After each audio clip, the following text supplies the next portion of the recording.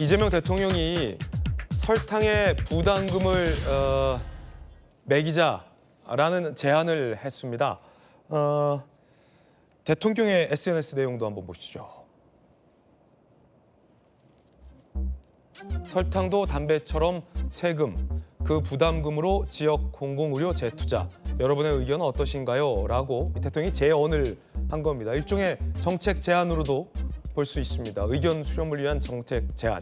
그러니까 국민들에게 직접적인 세금을 매기는 게 아니라 설탕이 들어가는 식품을 제조하는 기업들에게 일종의 부담금을 물게 하는 건 어떻겠냐라는 의견 수렴의 제언입니다. 이를 두고 찬반 양론이 많습니다. 함께 보시죠.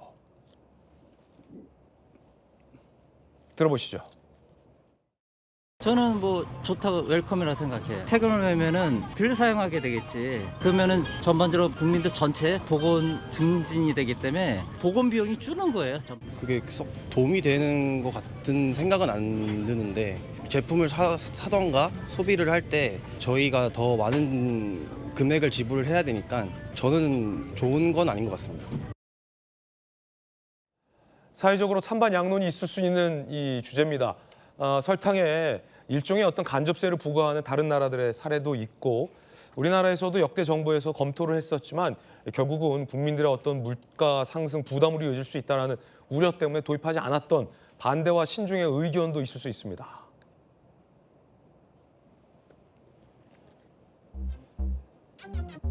결국 이제 설탕을 적게 섭취하면 국민들이 더 건강에 도움이 되고 이 설탕의 부담금을 통해서 건강보험 적자의 재정으로서 재투입하면 선순환 효과도 있을 수 있다라는 반색의 의견도 있고요.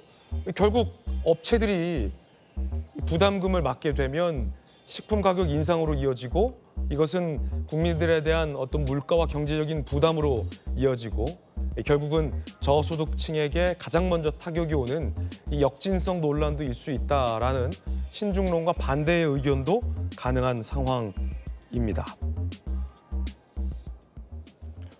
대통령께서 굉장히 철학적인 질문을 던졌다라고도 볼 수 있습니다. 김광선 변호사님, 제가 예전에 이제 먹거리 엑스파일을 오래 진행해서 이 설탕과 관련된 무수한 논쟁이 있어요. 과연 설탕이 담배처럼 인체에 유해하다라고 볼 수 있느냐.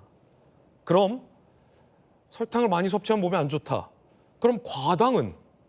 이라는 논쟁도 있거든요. 그러면 설탕이 들어가는 음식에만 이른바 부담금을 넣게 하는 것이 형평에 맞느냐.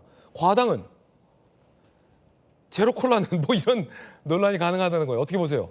이 언뜻 보면 이제 제안이에요. 그러니까 하겠다는 건 아닌데. 그렇죠. 제언이죠, 제언. 제안을 하는 걸 보면 하려는 방향으로 가려고 하는 것 같아요.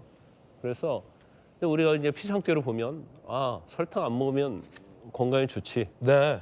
그래서 국민이 건강해지고 또 세금 거두면 세금 가지고 뭐 공공의료 이런 데 투자하면 얼마나 좋습니까? 아주 제가 볼 때는 뭐 그 측면에서 보면 굉장히 설탕세라는 것은 굉장히 좋은 세금이에요. 세금은 좋은 세금이 있는지 나쁜 세금이 있는지 모르겠지만 그런데 이제 이걸 우리가 이제 정교하게 사실은 검토를 해봐야 한다.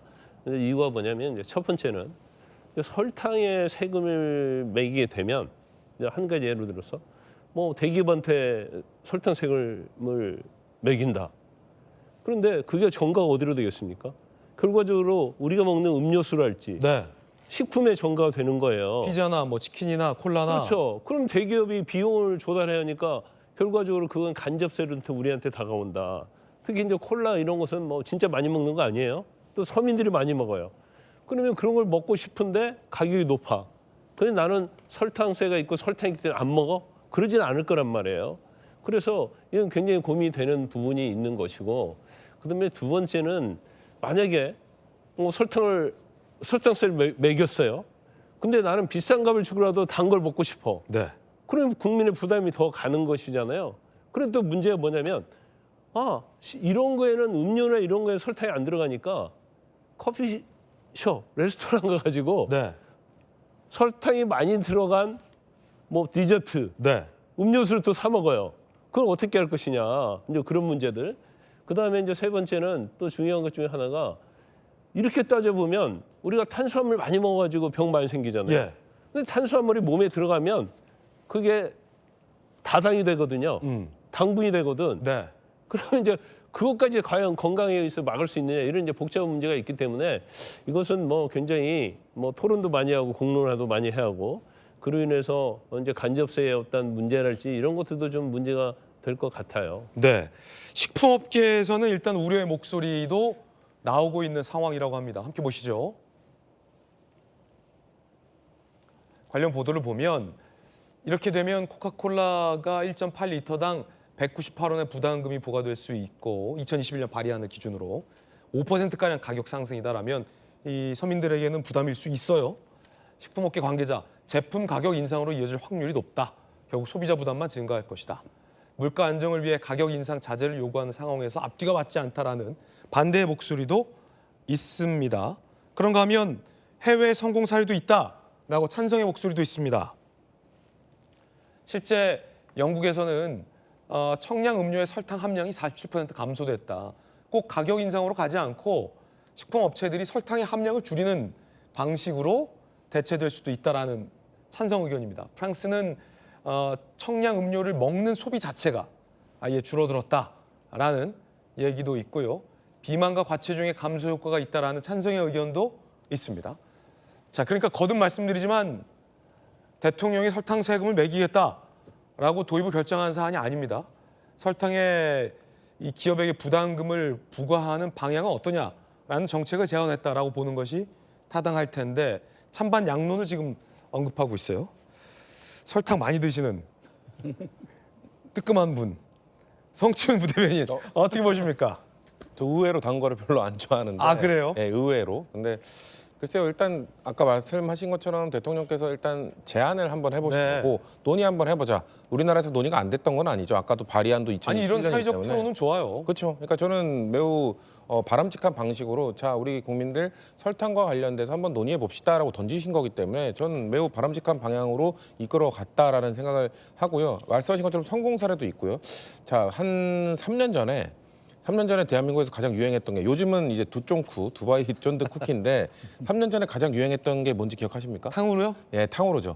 탕후루에 대한 소비가 엄청나게 늘어났을 때 그 당시 국정감사에서 여야 의원 할 것 없이 그 당시 땡땡 탕후루 업체 사장을 불러서 이렇게 단 거, 설탕 많이 들어간 거 팔면 초등학교 학생들 이빨 어떻게 할 거냐. 예. 보건 문제 막 지적하면서 그 대표한테 뭐라고 했냐면 설탕 쓰지 않고 이 맛을 내기 위해 노력하라. 막 이런 걸 주문을 했었어요. 그러니까 초등학생들이 보면서 그게 가능한 일인가라고 생각을 했겠죠. 근데 그럼에도 불구하고 그 뒤로 뭔가 설탕이 들어가지 않는 뭐 단맛이 나는 이런 것들 제품이 많이 나왔거든요. 물론 탕후루는 좀 유행이 지나면서 그때만큼의 인기를 유지하고 있진 못합니다만 이 논의 자체가 나오는 것 자체가 아까 뭐 업체 관계자들 아무래도 기업 입장에서는 그런 개발을 하는 것보다는 당장 그냥 가격 올려가지고 소비자한테 부담을 전가하는 게 본인들은 편하니까 저런 식으로 얘기를 하겠죠. 근데 기업들로 하여금 자 설탕을 최대한 줄이면서 좀 좋은 맛을 낼 수 있는 다른 제품을 좀 개발할 수 있는 그런 동력이 또 될 수 있는 거거든요. 좀 그런 차원에서 이게 뭐 기업에 그렇다고 해서 무조건 나 너네들 무조건 개발해 기업한테 압박하는 것도